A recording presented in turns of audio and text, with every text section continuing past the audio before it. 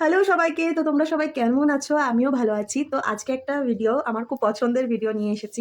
বিয়ের মৌসুম চলছে মানে বিয়ের সিজন আমাদের চলে এসছে। তো সেরকমই আমারও আ একটা বিয়েবাড়ি পড়েছে। সেটা হচ্ছে আমার এক দাদার বিয়ে। তো বিয়ের জন্য আমি কিছু কেনাকাটি করেছি, সেটা অবশ্যই শাড়ি ছাড়া অন্য কিছুই না। কারণ বিয়েবাড়ি ছাড়া আমরা খুব একটা শাড়ি পরতেও পারি না। তাই আমি ভেবেছি যে এবারে বিয়েবাড়িতে আমি ২ দিনই শাড়ি পরবো। সেই জন্য কিছু আমি শাড়ি কিনেছি। তো সেটা আমি তোমাদের সাথে শেয়ার করতে চাই। দেখো কতগুলো শাড়ি কিনেছি, আর যখন পরবো সেগুলো তো তোমাদের সাথে আমি শেয়ার এমনিতেই করব। তো সবার ফার্স্টে যেটা আমার শাড়ি হচ্ছে, এত সুন্দর শাড়িটা।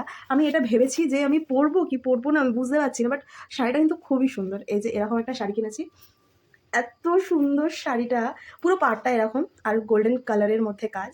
এত সুন্দর শাড়িটা, এটার আঁচলটা যা ভালো না, দারুণ।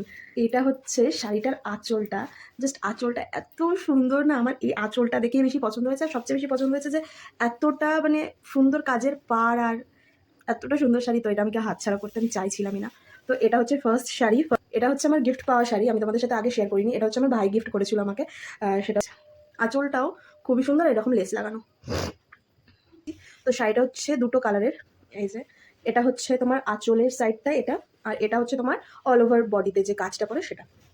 এটা সুন্দর, শাড়িটা খুবই সুন্দর। মা বললো যে পরতে পারি আমরা। তো আমার খুব একটা ভালো না লাগলেও শাড়িটা মায়ের যেহেতু খুবই পছন্দ হয়েছিল শাড়িটা, তো আমি নিয়েছি। নিচের দিকটা আবার খুবই সুন্দর। এটার সাথে একটা ব্লাউজ পিস আমি বানিয়েছি, এরই ব্লাউজ পিস বানিয়েছি। সেটা হচ্ছে এই যে এই কালারের, রানী কালারের পিসটা। তো এই শাড়িটা দেখি পরতে পারি নাকি। আর এর পরের শাড়িটা আমি কিনেছি, মায়ের জন্যই কিনেছি, যেটা হচ্ছে বেনারসি। এটা বলতে পারো বেনারসি, মানে এখন যে লাইট ওয়েট বেনারসিগুলো হচ্ছে সেটা। এটা এত সুন্দর শাড়ি, এই কালারটা আমার এত পছন্দ হয়েছে। দেখো, এটা হচ্ছে শাড়িটা। আর জাস্ট আঁচলটাকে দেখো, এত সুন্দর আঁচলটা না। এটা পুরোটা আঁচল, আর এটাতেও সেম ওই ওয়ার্ক করা, যেটা আগে দেখালাম সেরকম লেস লাগানো এটাও। এরপরের শাড়িটা সবচেয়ে স্পেশাল শাড়ি আমার জন্য, কারণ এটার জন্য আমি অনেক ওয়েট করেছি দোকানে। কারণ এর এর যে আর একটা শাড়ি আছে এরকম সেম শাড়ি আমার কাছে আরোই আগে ছিল। এটা একটা লং স্টোরি আছে, আমি তোমাদের সাথে কখনো শেয়ার করবো, যদি তোমরা জানতে চাও অবশ্যই শেয়ার করবো।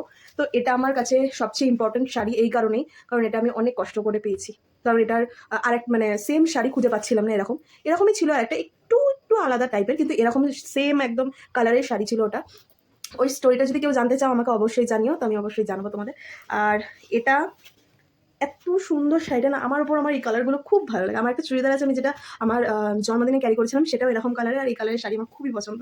এর আঁচলটা পুরোটাই এই ওয়ার্ক করা। তো এই আঁচলটা অতটা কিছু নয়, কিন্তু ভালো, আঁচলটা খুব একটা নয়, বাট ভালো লাগবে যখন আমরা এরমভাবে ক্যারি করবো আঁচলটাকে, তখন বেশ আমার মনে হয় ভালোই লাগবে। তো এই ভিডিওটা কেমন লেগেছে অবশ্যই আমাকে জানাবে। সামনে আমার বিয়ে বাড়ি আসছে, সের ব্লগ তো আসবেই।